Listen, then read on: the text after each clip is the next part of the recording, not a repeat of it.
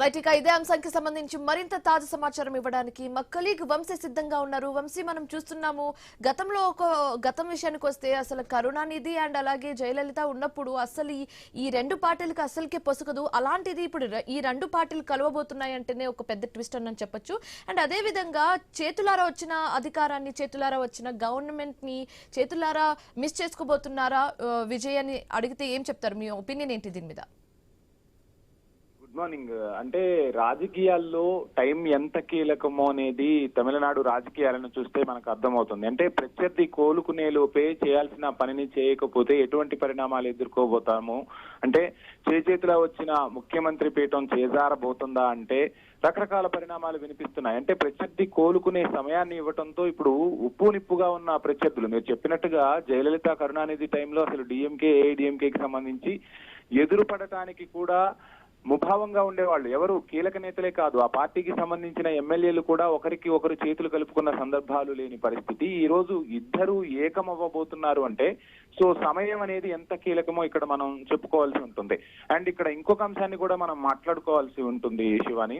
So మొత్తంగా భంగం అయితే విజయ్ కు తప్పేటట్టయితే కనిపించట్లేదు. అనూహ్య పరిణామాలు అయితే చోటు చేసుకుంటున్నాయి. మరోవైపు అటు డిఎంకే అధ్యక్షుడు స్టాలిన్, ఇటు పళనిస్వామి చర్చలైతే జరుపుతున్నారు. ఖచ్చితంగా ప్రభుత్వాన్ని ఏర్పాటు చేయబోతున్నామన్న సంకేతాలు అయితే పంపిస్తున్నారు. దీనికి మనం ఒక లైవ్ ఎగ్జాంపుల్ కూడా చూసుకుంటే నిన్న గవర్నర్ ను కలిసిన తర్వాత ఒక్కసారిగా విజయ్ కు మొన్న ఎలక్షన్ ఫలితాల తర్వాత కాన్వాయ్ వచ్చింది. సో ఇప్పుడు ఎక్కడా కూడా కాన్వాయ్ లేదు. విజయ్ నిన్న వ్యక్తిగత సిబ్బందితోనే తన ఇంటికి చేరుకున్నారు. చాలా ముభావంగా కనిపించిన పరిస్థితులు కనిపిస్తూ ఉన్నాయి. ఇక్కడ మూడు అంశాల గురించి మనం మాట్లాడుకోవాల్సి ఉంటుంది శివాని. ఒకటి, ముఖ్యంగా విజయ్ అసలు ఇప్పుడు ఏం చేయబోతున్నారు, డిఎంకే అన్నా డిఎంకే ఏం చేయబోతున్నాయి, గవర్నర్ పాత్ర ఏ విధంగా ఉండబోతుంది, ఈ మూడు అంశాల చుట్టే తమిళనాడు రాజకీయం తిరుగుతోంది. ఈ రోజు ఒక రకంగా చెప్పాలంటే దేశ రాజకీయ చరిత్రలోనే ఒక బిగ్ డే అవ్వబోతుందా అన్న పరిస్థితులు కనిపిస్తున్నాయి. నిన్న మొన్నటి వరకు మనం పశ్చిమ బెంగాల్ ఎన్నికల గురించి మాట్లాడుకున్నాం. అంతకు మించిన ఉత్కంఠ ఇప్పుడు తమిళనాడు రాజకీయాల్లో కనిపిస్తోంది. సో మొత్తంగా ద్రవిడ సిద్ధాంతం నుంచి పుట్టుకొచ్చిన ఈ రెండు పార్టీలు కూడా ఉప్పు నిప్పుగా ఉన్నా ఇప్పుడు ఆ ద్రవిడ సిద్ధాంతాన్ని కాపాడుకునేందుకే ఏకమవుతున్నామంటూ ఒక సంకేతాన్ని అయితే పంపిస్తూ ఉన్నాయి.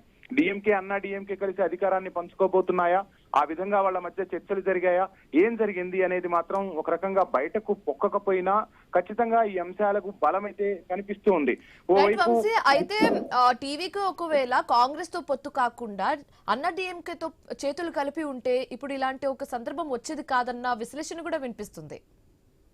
ఇప్పుడు ఒక రకంగా చెప్పాలంటే తన వ్యూహం ఏంటి అంటే డిఎంకేకు ఏఐడిఎంకేకు నేను పూర్తి వ్యతిరేకము, ఇప్పుడున్న సాంప్రదాయ రాజకీయాలకు నేను పూర్తి వ్యతిరేకంగా ఉన్నాను అని చెప్పే ప్రయత్నం విజయ్ చేశారు. అది ఎలక్షన్ వరకు ఓకే, కానీ ఎలక్షన్ తర్వాత పరిణామాలు చకచకా మారిపోయాయి శివాని. ఇక్కడ మ్యాజిక్ ఫిగర్ 118 రాకపోవటం అనేది మాత్రం ఒక రకంగా ఈ పరిణామాలన్నింటికీ కారణంగా కూడా మనం మాట్లాడుకోవాల్సి ఉంటుంది. సో బలాబలాల విషయంలో ఒక రకంగా చెప్పాలంటే ఇది 16వ శాసనసభ మే 5తోనే గడువు ముగిసింది.